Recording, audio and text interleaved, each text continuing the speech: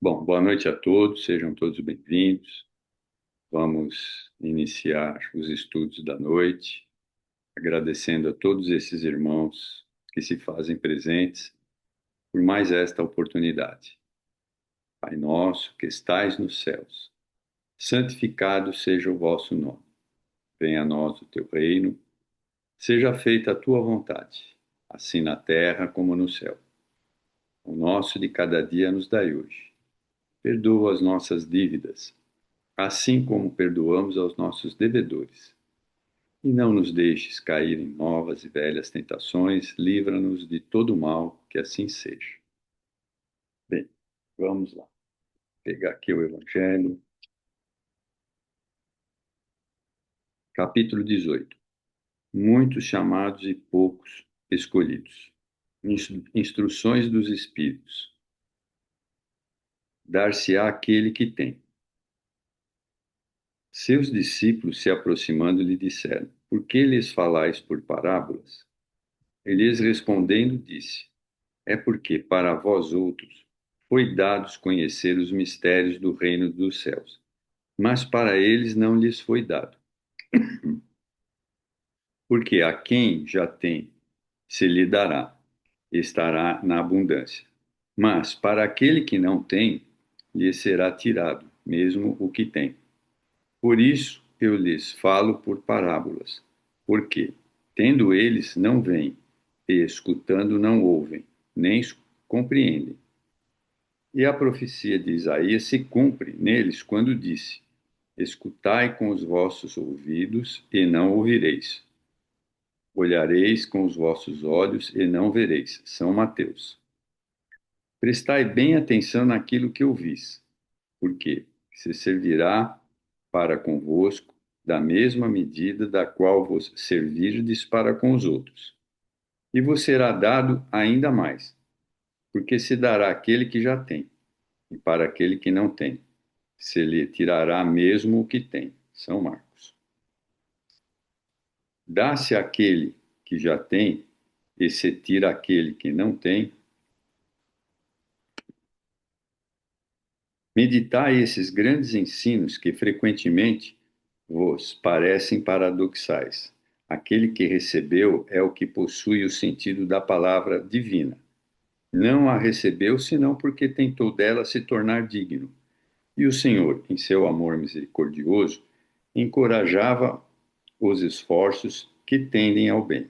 Esses esforços firmes, perseverantes, atraem as graças do Senhor. É um ímã que chama para si as melhoras progressivas, as graças abundantes que vos tornaram fortes para escalar a montanha santa, no cume da qual está o repouso depois do trabalho.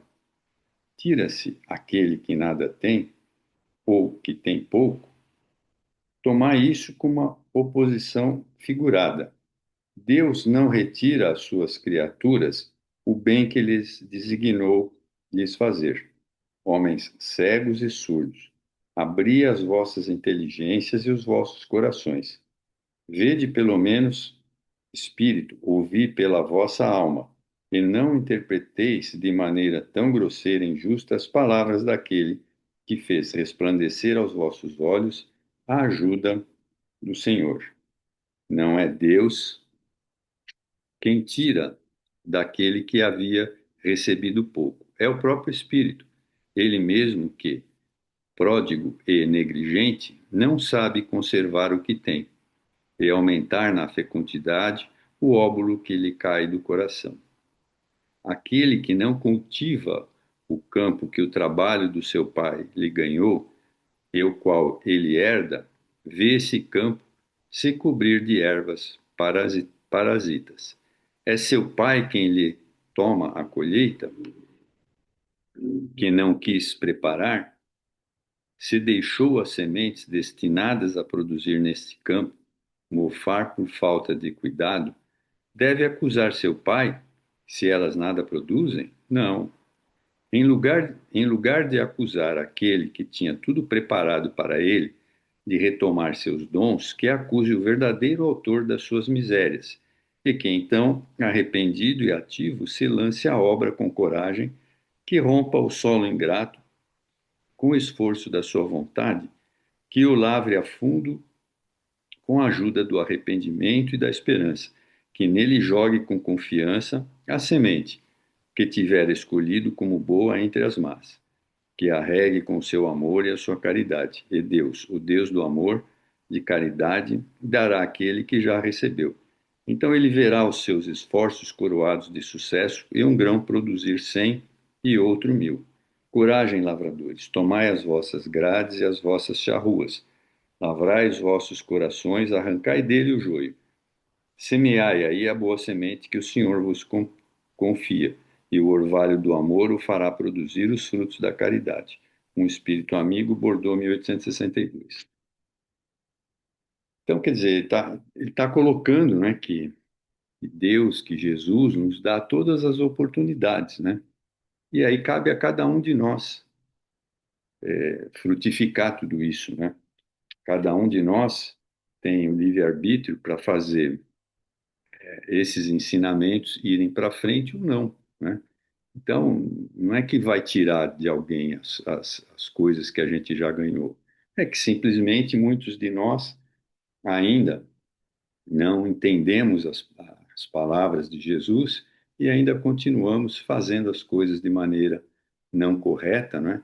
E aí as situações ficam difíceis para cada um de nós, né? Bom, alguém quer acrescentar alguma coisa? Então, hoje nós vamos iniciar o primeiro capítulo no mundo maior, tá? Vamos lá. Vamos fazer sempre o mesmo esquema, né? Vocês, se tiver alguma dúvida, perguntem. Ou, se alguém quiser complementar aquilo que eu falei, também fique à vontade, tá?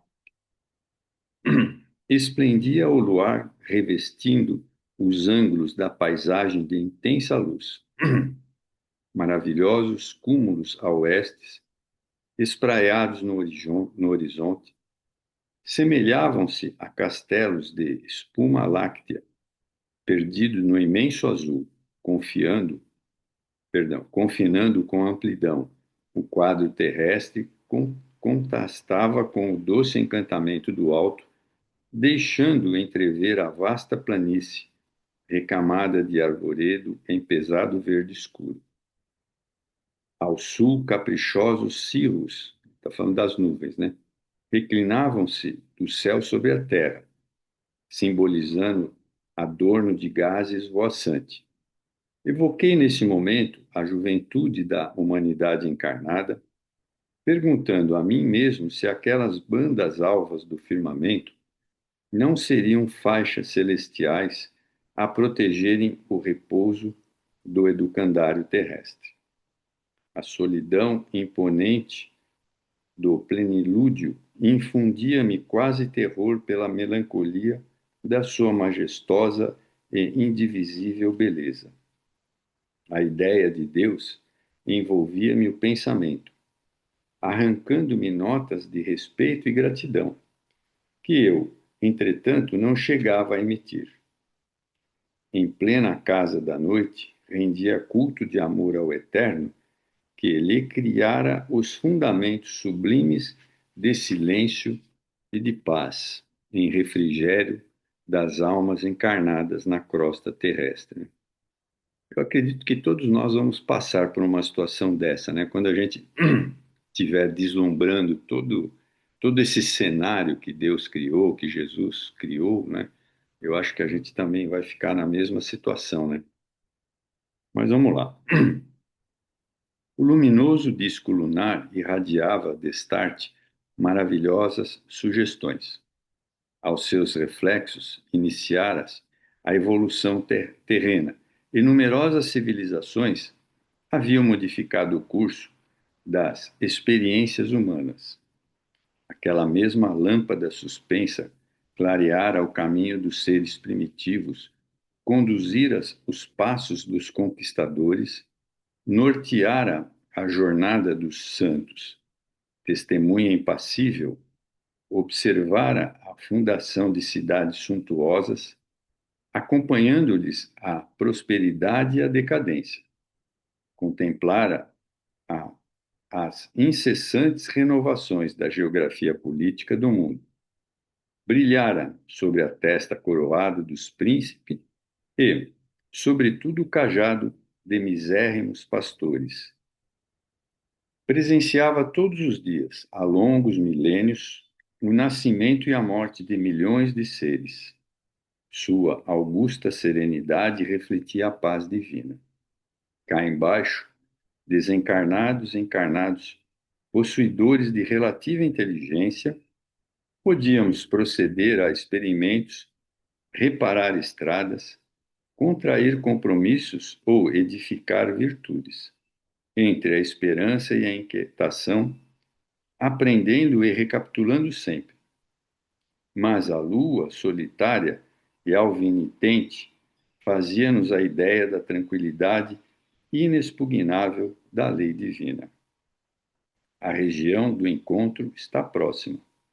A palavra do assistente Calderaro interrompeu-me a meditação. O aviso fazia-me sentir o trabalho, a responsabilidade. Lembrava, sobretudo, que não me. Ué, o que aconteceu aqui? Que não me encontrava só. Não viajávamos ambos sem objetivo.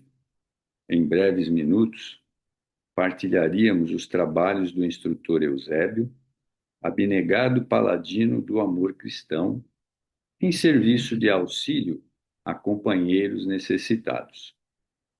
Eusébio dedicara-se há muito ao ministério do socorro espiritual, com vastíssimos créditos em nosso plano. Renunciar à posição de realce e adiar as sublimes realizações, consagrando-se inteiramente aos famintos de luz.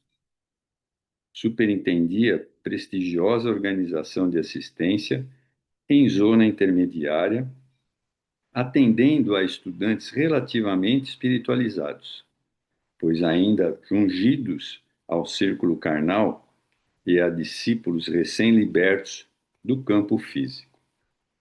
A enorme instituição a que dedicava direção fulgurante regurgitava de almas situadas entre as esferas inferiores e as superiores, gente com imensidão de problemas e de indagações de toda a espécie, a requerer-lhe paciência e sabedoria. Entretanto, o indefeso missionário, malgrado ao constante acúmulo de serviços complexos, encontrava tempo para descer semanalmente a crosta planetária, satisfazendo interesses imediatos de aprendizes que se candidatavam ao discipulato, sem recursos de elevação, para vir de encontro ao seu verbo iluminado na sede superior. Não o conhecia pessoalmente. Calderaro, porém, recebia-lhe a orientação de conformidade com o quadro hierárquico e a ele se referia com o entusiasmo do subordinado que se liga ao chefe guardando o amor acima da obediência.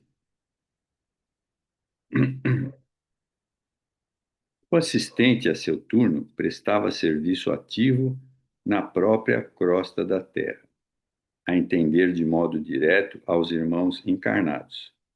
Especializara-se na assistência do socorro espiritual, naquele que entre os estudiosos do mundo poderíamos chamar de psiquiatria iluminada, setor de realizações que há muito tempo me seduzia. Dispondo de uma semana sem obrigações definidas, dentre os encargos que me diziam respeito, solicitei ingresso na turma de adestramento, da qual se fizera Calderaro eminente orientador. Tendo-me ele aceito com a gentileza característica dos legítimos missionários do bem e propondo-se conduzir-me carinhosamente. Então, veja, a gente percebe que os espíritos bons, né, eles não ficam parados, né? Eles estão sempre fazendo alguma coisa e ajudando o próximo, né? Isso é muito interessante, né? E aqui a gente quer só deitar na cama ou no sofá, assistir uma boa televisão, ficar quietinho, né? Encontrava-se em oportunidade favorável aos meus propósitos de aprender, pois a equipe de preparação que lhe recebia ensinamentos excursionava em outra região, a labutar em atividades edificantes. À vista disso, poderia dispensar-me toda atenção, auxiliando-me os desejos. Os casos que lhe eram atinentes, explicou-me solícito, não apresentavam continuidade substancial, desdobravam-se, constituíam obra de improviso, obedeciam ao inopinado das ordens de serviço ou das situações.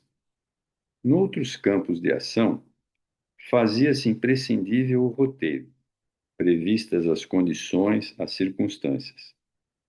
No quadro de responsabilidades, porém, que lhe estavam afeitas, diferiam as normas, importava acompanhar os problemas, quais imprevistas manifestações da própria vida. Em virtude de tais flutuações, não traçava a rigor programas enquanto há particularidades.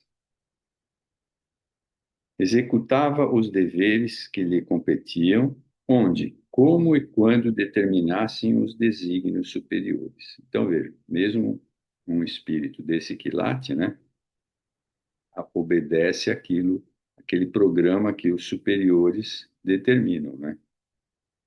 O escopo fundamental da tarefa circunscrevia-se ao socorro imediato aos infelizes, evitando-se, quanto possível, a loucura, o suicídio e os extremos desastres morais. Para isso, o missionário atuante era compelido a conhecer profundamente o jogo das forças psíquicas com acentrado devotamento ao bem do próximo. Calderaro, neste particular, não deixava perceber qualquer dúvida. A bondade espontânea que lhe era indício da virtude e a inquebrantável serenidade revelava-lhe a sabedoria. Não lhe gozava o convívio desde muitos dias. Abraçara-o na véspera pela primeira vez, bastou num instante, um minuto de sintonia, para que se estabelecesse entre nós sadia intimidade. Embora lhe reconhecesse a sobriedade verbal, desde o momento do nosso encontro, permutávamos impressões como velhos amigos. Seguindo-lhe, pois, os passos afetuosamente, a alma edificada na fraternidade e na confiança, vi-me a reduzida distância de extenso parque em plena natureza terrestre. Então, quer dizer, desceram na terra, né? Em torno, árvores robustas e copas farfalhantes alinhavam-se à maneira de sentinelas adredes postadas para velar-nos pelos serviços. O vento passava cantando em surdina no recinto iluminado de claridades inacessíveis à faculdade receptiva do olhar humano. Aglomeravam-se algumas centenas de companheiros temporariamente afastados do corpo físico pela força libertadora do sono. Amigos da nossa esfera atendiam-nos com desvelo, mostrando interesse afetivo, prazer de servir e santa paciência. Reparei que muitos se mantinham de pé, outros, contudo, se acomodavam nas protuberâncias do solo, alcatifado de relva macia, em palestra grave e respeitosa. Ambientando-me para aquela hora de extrema beleza espiritual, Calderaro avisou-me. Na reunião de hoje, o instrutor Eusébio receberá estudantes do Espiritismo em suas correntes diversas que se candidatam aos serviços de vanguarda, né? Então, aqui a gente já nota, né, que, de novo, a espiritualidade não deixa nenhum de nós abandonados, né? Então, vejam, a gente, antes de reencarnar, como médios que solicitamos, né, eles fazem um devido treinamento para a gente. Durante a nossa vida física, e eles, como somos estudantes do Espiritismo, eles estão ao nosso lado procurando nos dar cobertura nos nossos trabalhos, né?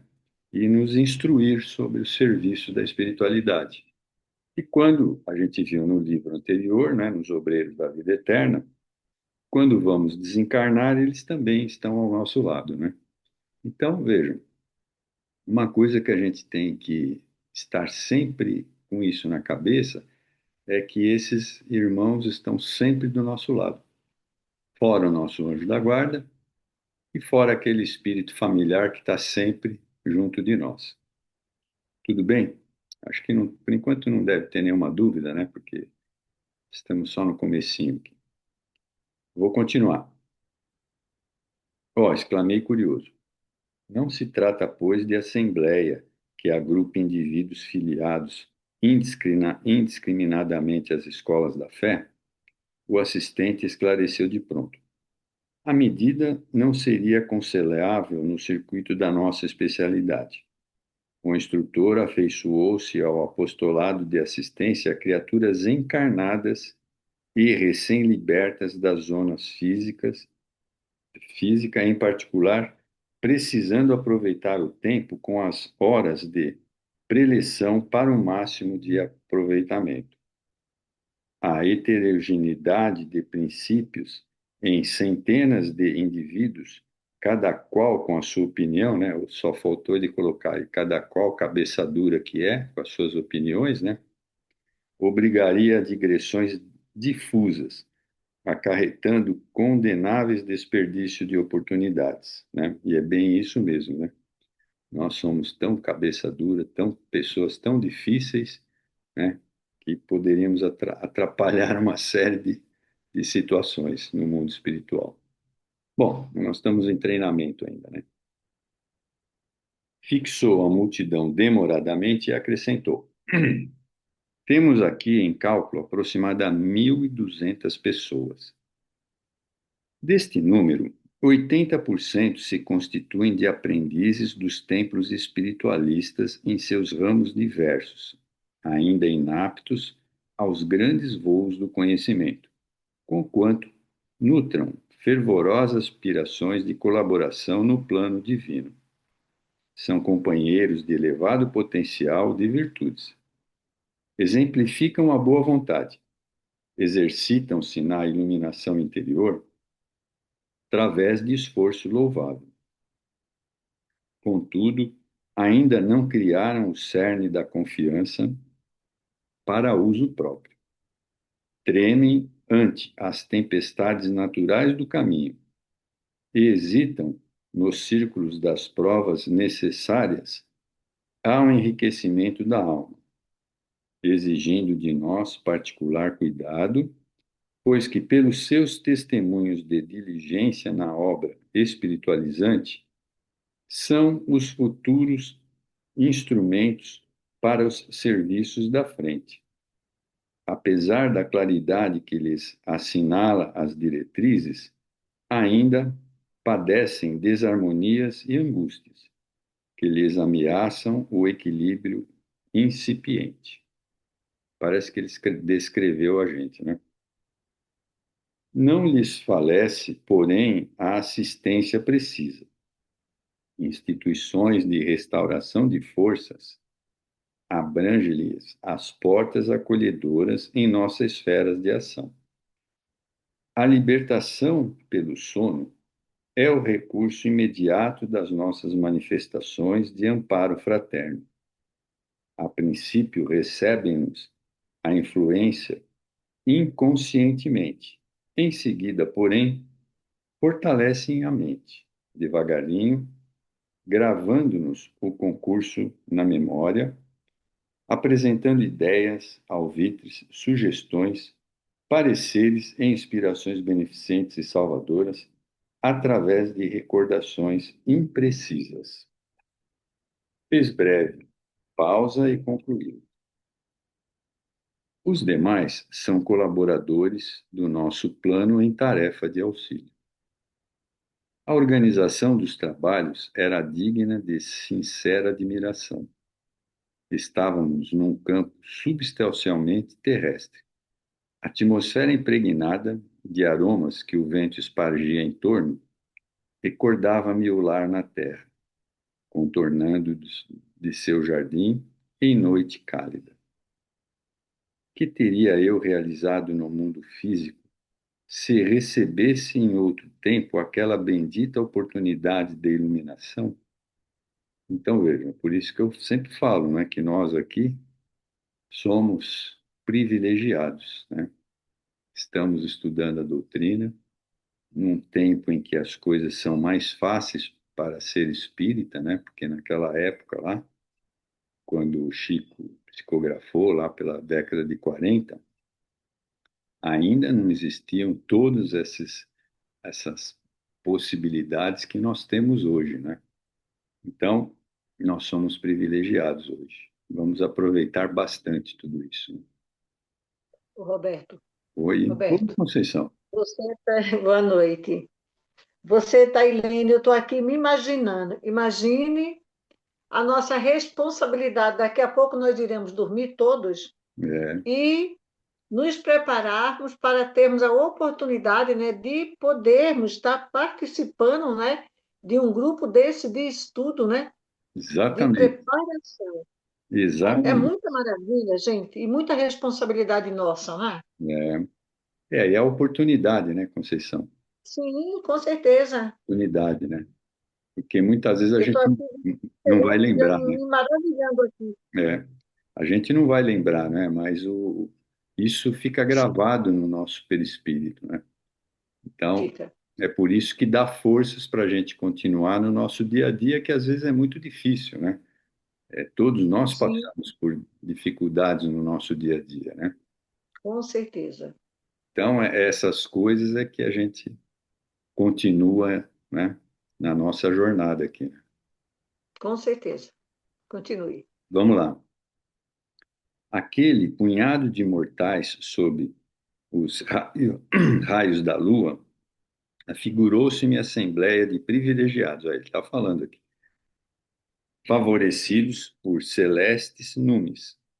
Milhões de homens e mulheres a dormir em cidades próximas, algemados aos interesses imediatos e anestesiados a permutas das mais vis sensações, nem de longe suspeitariam a existência daquela original aglomeração de candidatos, peraí, de candidatos à luz íntima, convocados à preparação intensiva para incursões mais longas e eficientes na espiritualidade superior, né? Então, realmente, é muito interessante a gente ler isso aqui, porque o mundo está cheio de atribulações, cheio de confusões, cheio de guerras, cheio de injustiças, né? E aí a gente pode ter certeza que lá na espiritualidade tudo isso vai ser diferente, desde que a gente possa aprender tudo isso, né? Desde que a gente possa colocar em prática tudo isso que a gente está aprendendo, né? Teriam a noção do sublime ensejo que lhes aprazia, aproveitariam a dádiva com suficiente compreensão dos valores eternos, marchariam desassombrados para a frente ou estacionariam ao contato dos primeiros óbices no esforço iluminativo. Calderaro percebeu-me as silenciosas perquisições e acrescentou: nossa comunidade de trabalho se dedica essencialmente à manutenção do equilíbrio. Não ignoras que a modificação do plano mental das criaturas ninguém jamais a impõe. É fruto de tempo, de esforço, de evolução, e o edifício da sociedade humana, em qual em atual momento no mundo, vem sendo abalado nos próprios alicerces, compelindo imenso número de pessoas a imprevistas renovações, né? Então, esse esforço, essa evolução, ela se faz através das encarnações, né? E é uma outra dádiva que a espiritualidade nos concede para que a gente possa evoluir, né? Certo, não te surpreenderás se eu disser que, em face do surto da inteligência moderna, que embate na paralisia do sentimento, periclita a razão. O progresso material atordou a alma do homem desatento. Grandes massas há séculos permanecem distanciadas da luz espiritual. A civilização puramente científica é um Saturno devorador, e a humanidade de agora se afronta com implacáveis exigências de acelerado crescer mental. E a gente vê que isso está cada vez mais rápido aqui no nosso meio, né? Tudo tem se multiplicado muito rapidamente, né? Mas a parte material, né, estão andando mais rápido que a espiritual, né? Então, infelizmente, né? Daí o agravo das nossas obrigações no setor da assistência. As necessidades de preparação do espírito intensificam-se em ritmo assustador. Nesse instante, alcançamos a multidão pacífica. Meu interlocutor sorriu, frisando: o acaso não opera prodígios. Qualquer realização há que planejar, atacar por a termo, para que o homem físico se converta em homem espiritual. O milagre exige muita colaboração da nossa parte. Lançou-me olhar significativo e concluiu: as asas sublimes da alma eterna não se expandem nos acanhados escaninhos de uma cocheira. Há que trabalhar, brunir, sofrer. Nesse momento aproximou-se alguém, dirigindo-nos a palavra. Era um solícito companheiro informando-nos que Eusébio penetrara o recinto. Efetivamente, em saliência próxima, comparecia o missionário, ladeado por 6 assessores, todos envolvidos em halos de imensa luz. O abnegado orientador não exibia os traços de venerável senectude, com que, em geral, imaginamos os apóstolos das revelações divinas. Mostrava-se sereno, com a figura dos homens robustos, em plena madureza espiritual. Olhos escuros e tranquilos pareciam fontes de um imenso poder magnético. Contemplávamos sorridente, qual simples colega. A presença dele impusera, porém, respeitoso silêncio.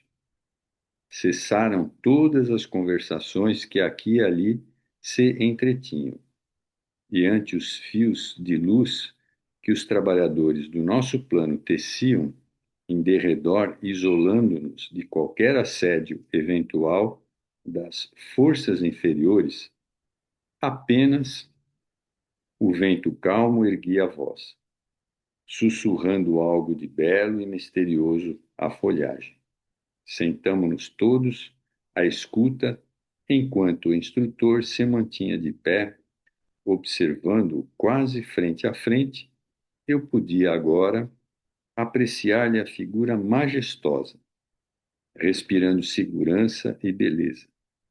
Do rosto imperturbável, a bondade e a compreensão. A tolerância e a doçura irradiavam simpatia inexcedível. A túnica ampla, em tom verde escuro, esmeraldinas cintilações.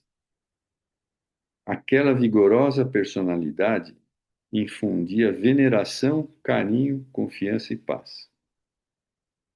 Consolidada a quietude no ambiente, elevou a destra para o alto e orou com inflexão comovedora.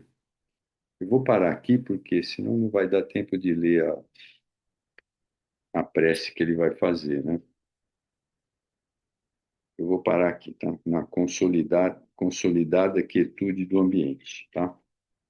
E aí a gente continua daqui 15 dias, né? Mas vocês viram que a Bia já está aí para chamar a segunda parte, né? Vocês viram como é bonito as descrições do André Luiz, né? Que ele é um verdadeiro poeta, né? Para descrever as coisas no plano espiritual. E eu tenho certeza que é bem isso que a gente vai encontrar lá, né? Por isso que a gente tem que se esforçar cada vez mais, né?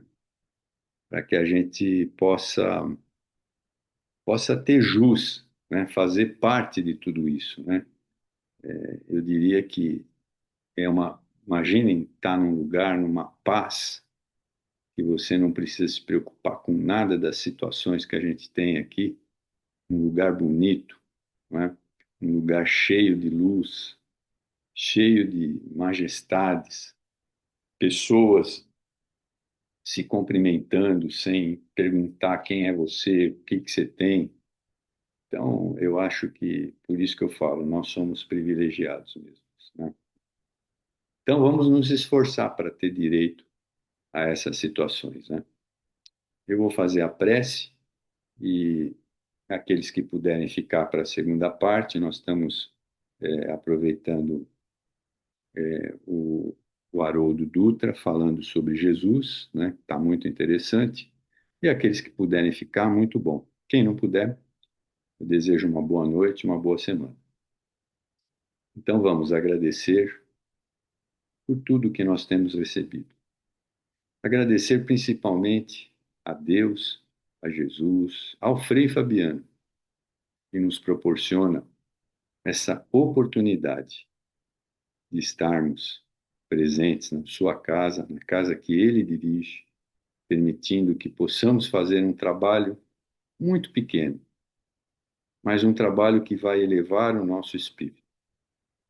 E assim, agradecidos a todos esses irmãos que nos cercam por esta oportunidade. Pai nosso que estais nos céus, santificado seja o vosso nome. Venha a nós o teu reino, seja feita a tua vontade, assim na terra como no céu. Pão nosso de cada dia nos dai hoje. Perdoa as nossas dívidas, assim como perdoamos aos nossos devedores.